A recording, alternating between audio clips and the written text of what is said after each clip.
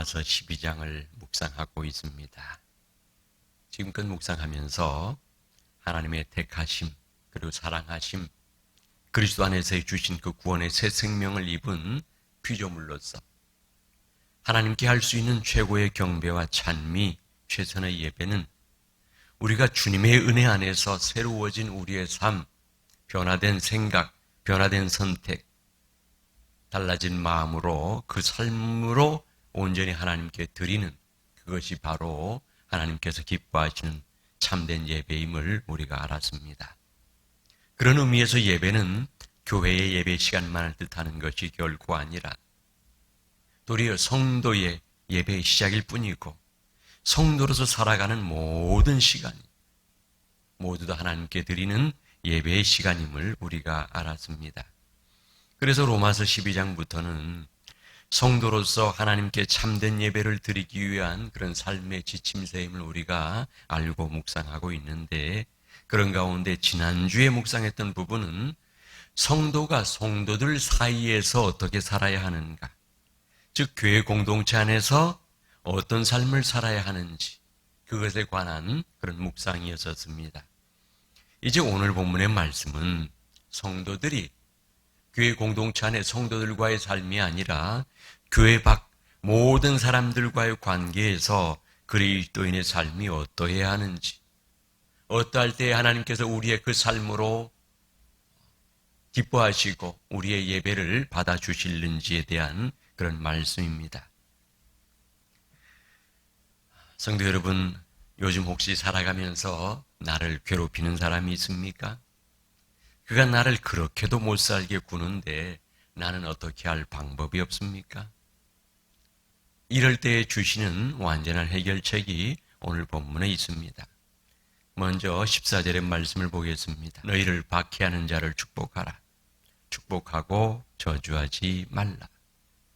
나를 괴롭게 나를 박해하는 자에게 축복하라고 말씀하십니다.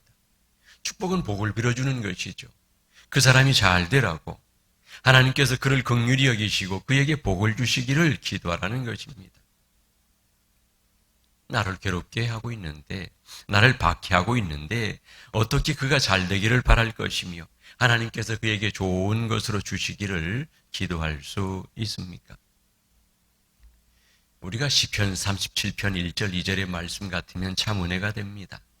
행하는 자들 때문에 불평하지 말며 불의를 행하는 자들을 시기하지 말지어다. 그들은 불과 같이 속히 배임을 당할 것이며 푸른 채소같이 쇠잔할 것이미로다. 그런데 오늘 이 말씀, 나를 박해하는 자에게 축복하라는 말씀은 참 어렵습니다. 이것이 사람으로서의 솔직한 고백이죠. 그러나 오늘 이 말씀도 하나님께서 우리에게 주시는 동일한 말씀입니다. 이 말씀 앞에서도 은혜를 받아야 됩니다. 오늘의 말씀을 다 묵상하고 나서는 아까 읽었던 시편 37절의 말씀과 또 오늘 주시는 이 말씀이 다 동일한 말씀이구나, 동일한 뜻이구나, 이렇게 깨닫게 되어야 합니다. 깨닫게 될 수 있을 줄로 믿습니다. 사실 나를 괴롭게 하고 박해하는 사람은 멀리 있지 않고 늘 가까이 있지요. 그게 문제입니다. 출근하면 보이고 하루에 몇 시간씩 얼굴을 맞대고 있어야 합니다. 나를 괴롭게 하면서도 저 사람은 모르는 것 같기도 하고, 그런 사람에게 내가 오히려 잘해주면 한도 끝도 없이 나를 괴롭힐 것 같은데, 나의 뺨을 때리는데 다른 뺨을 내밀면 더 때릴 것 같은데, 왜 그런 사람을 축복하고 저주하지 말라 하시는 것입니까? 이 축복하라는 것이 우리 인생들이 하는 것처럼 반어법적으로 말로만 옛다 미운 놈 떡 하나 준다, 이런 마음으로가 아니라 진심으로 그가 잘 되기를 바라고 기도하라시는 것인데, 어떻게 그렇게 할 수 있습니까? 주님께서야 주님 당신을 십자가에 못 박는 사람들을 향해서 하나님께 용서를 구하고 그들을 사랑하셨고 끝까지 미워하지 않으셨지만 우리는 어떻게 합니까? 우리는 주님을 주님으로 섬기지만 우리가 주님이 아닌 것입니다. 그러나 주님께서는 우리에게 또한 말씀을 통해서 우리에게 보여주시죠. 스데반도 그러했고 사도 바울도 그러했고 손양원 목사도 그러했고 마더 테레사도 그러했고 우리가 이름들은 다 알지 못하지만 이 땅을 살아간 많은 사람들 또는 지금 살아가고 있는 많은 사람들이 주님을 따르는 그 믿음으로 그 이름으로 누구도 그러했고 누구도 그러했느니라 말씀하시지 않습니까? 나도 그러해야 되겠는데 잘 되지 않습니다. 문제가 뭘까요? 그것은 성령 충만입니다. 성령 안에서 나를 박해하는 자를 축복하라는 그 하나님의 뜻이 아하 그렇구나 이해가 되고 깨닫게 됩니다. 왜요? 성령이 하나님의 영이고 하나님의 영이 우리에게 임하시면 하나님께서 무슨 뜻으로 그 말씀을 주셨는지 우리가 깊이 깨닫게 되고 또 순종할 힘도 생기게 되는 것이죠. 그러나 오늘 이 시간 내가 누구만큼 성령 충만하지 못하고 믿음이 연약하다고 또한 실망하지는 말아야 합니다. 성령 충만했던 사람들도 모두 다 오늘 우리와 같이 연약할 때가 있었고 연약한 모습으로 주님을 얼마든지 많이 실망시켰기 때문입니다. 공평하신 하나님께서 누구에게는 성령을 인색하게 주시는 것이 아니라 그 누구에게도 성령의 충만을 넘치도록 주시기를 원하시니 성도가 주님을 따르는 것이 지쳤다고 포기하지 않고 끝까지 말씀으로 붙들고 살아가고자 할 때에 하나님께서 쉬지 않고 역사하셔서 우리로 하여금 성령 안에서 그 뜻을 깨닫고 그 뜻을 따라가는 기쁨 속에 있을 수 있도록 어느새 나를 변화시켜 주실 것입니다. 그렇지만 오늘 우리는 하나님께서 오늘 주시는 말씀을 통해서 왜 나를 박해하는 자를 위하여 축복하라고 하시는지 이해는 하고 싶습니다. 부족하지만 이해시켜 주십시오. 알기 원합니다. 눈에는 눈, 이해는 이 말씀은 너무도 바로 이해가 되는데 도대체 왜 박해하는 자를 위하여 축복하라고 하시는지 알고 싶습니다. 이것이 오늘 또한 우리의 의문이고 우리의 기도입니다. 주님께서 우리로 하여금 이 말씀을 알 수 있도록 주장해 주실 줄을 믿습니다. 예수님께서 공생의 기간에 다음과 같이 말씀해 주셨죠. 마태복음 5장 44절 45절에 보면 나는 너희에게 이르노니 너희 원수를 사랑하며 너희를 박해하는 자를 위하여 기도하라. 이같이 한즉 하늘에 계신 너희 아버지의 아들이 되리니 이는 하나님이 그 해를 악인과 선인에게 비추시며 비를 의로운 자와 불의한 자에게 내려주심이라. 아멘. 이 말씀 속에 우리가 오늘 본문을 통해서 하나님께서 주시는 그 뜻을 이해할 수 있는 단서가 있습니다. 최선을 다해보지요. 아까 우리 45절의 말씀을 보면 하늘에 계신 너희 아버지의 아들이 되리니 이는 하나님이 그 해를 악인과 선인에게 비추시며 비를 의로운 자와 불의한 자에게 내려주심이라. 이같이 한즉 하늘에 계신 너희 아버지의 아들이 되리니 우리가 성경을 통해서 어떠할 때에 주님의 자녀, 하나님의 자녀가 됩니까? 예수 그리스도를 구주로 영접할 때입니다. 그때에 우리가 하나님의 자녀 되는 권세를 입게 됩니다. 예수 그리스도를 구주로 영접할 때 사람은 사람을 사랑하시고 구원하시려는 하나님의 뜻을 받아들이는 것이죠. 그래서 화목제물을 대신 구주 예수 그리스도를 구주로 영접하는 것입니다. 그런데 우리가 우리의 말로 고백하는 것처럼 우리를 구원해달라고 하지요. 우리의 주님이라고 우리가 고백하지요. 나만을 구원하시려 함이 아니라 나와 너, 우리 또한 우리에게만 있는 것이 아니라 우리 민족뿐만 아니라 세상의 모든 민족을 백인종이든 황인종이든 흑인종이든 어느 나라에 살건 관계없이 구원하시려는 하나님의 뜻을 고백하는 것입니다. 오늘 여기 있는 우리만 구원해 주십시오가 아닌 것이죠. 그것이 우리의 고백입니다. 45절 말씀을 다시 함께 보십시오. 즉 하늘에 계신 너희 아버지의 아들이 되리니 이는 하나님이 그 해를 악인과 선인에게 비추시며 비를 의로운 자와 불의한 자에게 내려주심이라. 이 말씀을 보면 중간부터 보면 하나님이 그 해를 악인과 선인에게 비추시며 비를 의로운 자와 불의한 자에게 내려주심이라. 사람의 생각으로는 악한 저 사람에게는 해가 안 미쳤으면 좋겠고, 작물이 잘 안 됐으면 좋겠고, 좋은 비도 나쁜 사람에게는 안 내렸고 내게만 내렸으면 좋겠지요. 이것이 사람의 생각입니다. 하지만 하나님이 보실 때에는 다르다는 것이지요. 하나님께서는 사람들이 보기에 선하다는 사람들만 사랑하시는 것이 아니라 사람들을 보기에 손가락질 당하고 악한 자들까지도 사랑하신다는 것입니다. 그래서 동일하게 비를 주십니다. 햇살을 비춰주십니다. 무슨 뜻입니까? 그들 모두가 다 구원에 이르기를 원하신다는 것입니다.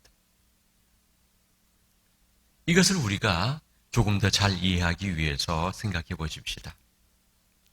여러분들의 엄마의 마음을 생각해 보십시오. 가정하는 것입니다. 이제 자식을 낳았는데 엄마가 100명을 낳았어요. 100명을 낳았다고 쳐요. 그런데 그 100명 가운데 좋은 놈만 있을까요? 나쁜 놈도 있겠지요. 그래서 100명 그 아이들 사이에 나쁜 놈도 있고 이상한 놈도 있고 뭐 좋은 놈도 있고 여러 가지로 나누겠습니다만은, 그러나 어떤 놈이어도 엄마에게는 모두 다 사랑하는 자식입니다. 설사 99명이 다 손가락질하는 그 한 명일지라도 엄마에게는 사랑하는 자녀입니다. 그 가운데 자식 2명이 서로 싸웠어요. 뭐 아무리 쌍방과실이어도 그 둘 중에 더 잘못한 애가 있겠지요. 그런데 엄마가 볼 때에 어느 엄마가 이 둘이 서로 원수지고 지속적으로 싸우기를 바랄까요? 아닙니다. 서로 축복하고 사는 것이 하나님의 뜻입니다. 사람들이 이런 하나님의 뜻, 나를 박해하는 자를 축복하라는 말씀을 잘 이해하지 못하는 것은 사람들이 갖고 있는 형제 개념이 너무나 좁기 때문입니다. 왜 그렇게 좁을까요? 인간의 죄 때문입니다.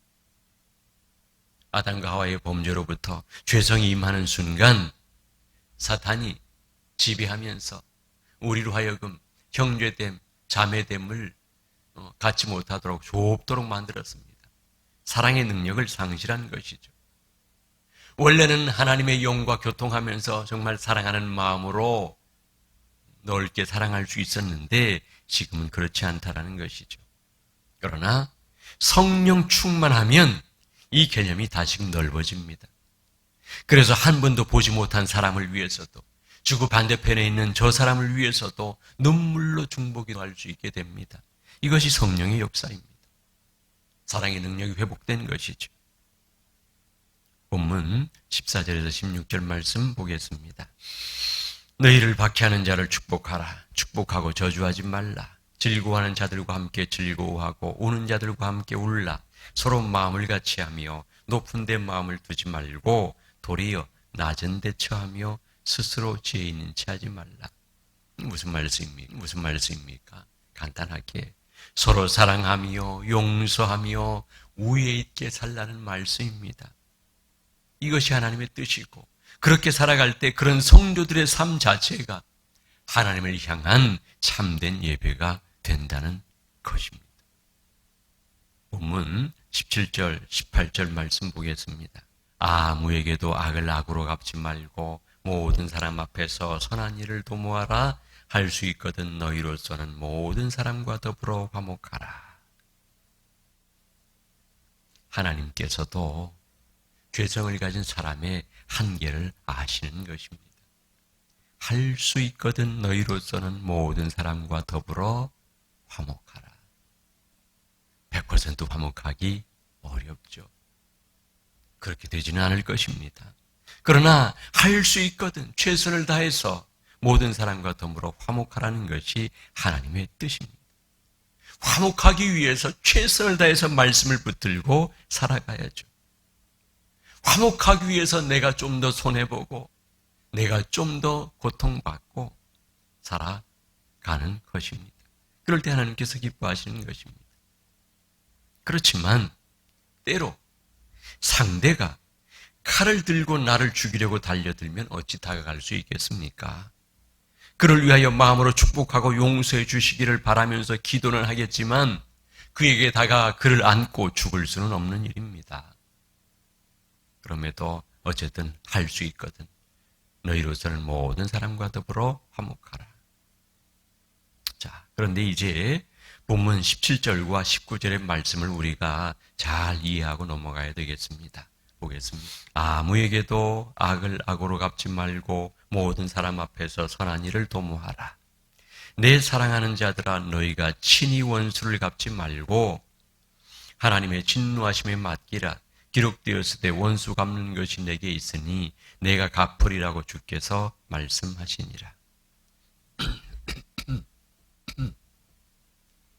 요즘 우리가 저녁에 사무엘 하의 말씀을 묵상하고 있지 않습니까?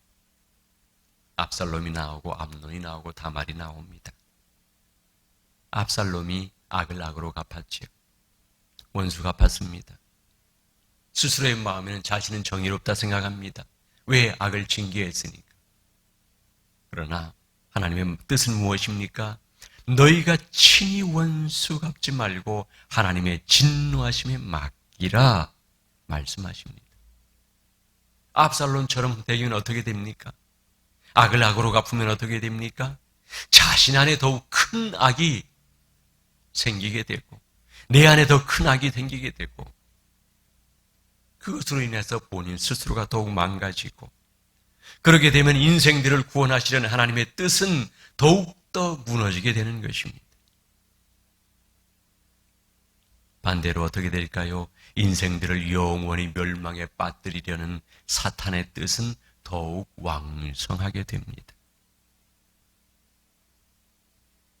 내 사랑하는 자들아, 너희가 친히 원수를 갚지 말고 하나님의 진노하심에 맡기라. 기록되었을 때 원수 갚는 것이 내게 있으니 내가 갚으리라고 주께서 말씀하시니라. 자, 이 말씀 앞에서 악을 악으로 갚으면 결국은 악에 지는 거죠. 사탄에게 놀아나는 거죠. 사탄이 바라는 바입니다.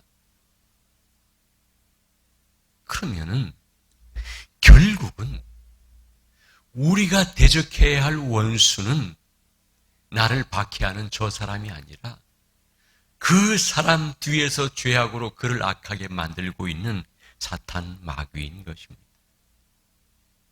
나의 원수 또한 마찬가지입니다. 저 사람이 아니라 사탄입니다. 하나님의 구원의 뜻을 무너뜨리려고 발악하는 사탄이 바로 우리의 원수인 것입니다. 이것을 우리가 분명하게 알아야 됩니다. 그러니 누구와 대적해야 할지를 우리가 분명하게 답이 나오는 것이죠. 너희가 친히 원수를 갚지 말라고 말씀하십니다. 물론 우리가 사무엘 하를 묵상하면서도 깨닫는 것이 무엇입니까? 사람이 그렇게 살았으면 그렇게 된 결과를 맞게 되고 이렇게 살았으면 이런 삶을 결과를 보게 되는 것입니다. 하나님께서 다 아십니다. 내게 악하게 하는 사람들, 나를 괴롭게 하는 사람들, 그 악을 하나님께서 모르지 아니하시고 그 악의 결과는 그들이 결국은 책임을 져야 될 것입니다. 그러니 내가 그것을 원수 갚으려고 내가 악의 도구가 될 필요는 전혀 없다는 것이죠. 다만 우리로서는 해야 할 일이 무엇입니까? 하나님께 모든 것을 맡기고 오늘 본문 20절에 있는 것처럼 우리 19절, 20절, 21절 말씀 보겠습니다. 20절의 말씀 보십시오. 내 원수가 줄이거든 먹이고 목마르거든 마시게 하라. 그리함으로 네가 숯불을 그 머리에 쌓아 놓으리라. 악에게 지지 말고 손으로 악을 이기라. 이것이 성도가 이 땅을 살아가는 최고의 방책이고 비결입니다. 마음으로는 잘 안 되죠. 원수가 줄이면은 박수치고 싶죠. 그러나 그것은 하나님의 뜻이 아닙니다. 그도 주님 안에서 하나님께서 보실 때에는 구원받아야 될 형제요. 지금 안타까운데 죄 가운데 있는 것뿐입니다. 그러니 실상은 그가 나의 원수가 아니라 그와 나를 더욱더 가르고 갈라내는 사탄이 원수인 것을 우리가 알고 우리가 할 수 있는 것은 어떻게 해요? 줄이거든 먹이고 목마르거든 마시게 하고 그가 잘 되기를 축복하고 그가 회개하고 주님의 구원에 이르기를 간절히 기도하는 것. 그것이 나의 예배요. 그것이 하나님께서 기뻐 받으실 나의 삶입니다. 이것을 늘 기억하고 성령의 충만을 하나님께 간구하면서 내 사랑의 마음을 넓혀주셔서 더욱 사랑하게 하여 주시고 나를 괴롭게 하는 자를 불쌍히 보고 우리 주님의 이름으로 나를 용서하시고 나의 배반을 용납하시고 또 품어주신 주님의 사랑을 입은 나를 생각하면서 그를 축복할 수 있는 우리가 되십시다. 그때 우리 아버지 하나님께서 기뻐하시고 우리를 보시면서 쓰다듬어 주시고 잘했다 칭찬해 주실 것입니다. 우리가 인간의 본성으로서 어렵다는 것을 하나님께서 왜 모르십니까? 그러기에 칭찬해 주시겠죠. 힘들었지. 그에게 맞느라고 그에게 고통받느라고 어려웠지. 내가 다 한다. 그러나 너는 언제라도 어떤 순간으로 내 뜻 가운데 있고 내 사랑 안에 거하라 말씀하시는 것이 하나님이십니다. 그런 하나님의 사랑 가운데서 하나님을 참되게 예배하며 살아가는 여러분 우리 모두가 다 되시기를 우리 주님의 이름으로 축원합니다. 기도하겠습니다. 전능하신 주님, 아버지, 그동안 나를 괴롭게 하고 박해하는 자에게 나도 원수처럼 굴며 보복하기를 원했던 그 마음을 용서하여 주시옵소서. 하나님의 그 뜻을 다 깨닫지 못하고 인간의 죄된 본성으로 좁아진 사랑의 눈으로 그들이 내 형제인 것을 아버지 안에서 내 형이요 내 동생이요 내 자매인 것을 알지 못했었습니다. 주님 그들을 불쌍히 여겨주시고 주님의 사랑 안에 주님의 자녀가 되는 그날까지 주여 은혜를 베풀어 주셔서 그들을 구원의 길로 인도해 주시기를 소원합니다. 하나님, 이 땅을 살아가며 오늘의 나의 괴로움을 아시는 주여, 저희들의 마음을 위로하여 주시고 상처를 치유하여 주시며 그들을 더욱 사랑할 수 있는 마음, 축복할 수 있는 마음과 능력을 공급하여 주시옵소서. 이 한 주간도 하나님의 자녀로 살아갈 새 힘을 넘치도록 공급하여 주실 줄을 믿사옵고 감사드리오며 우리 구주 예수 그리스도 이름으로 기도 올립니다. 아멘.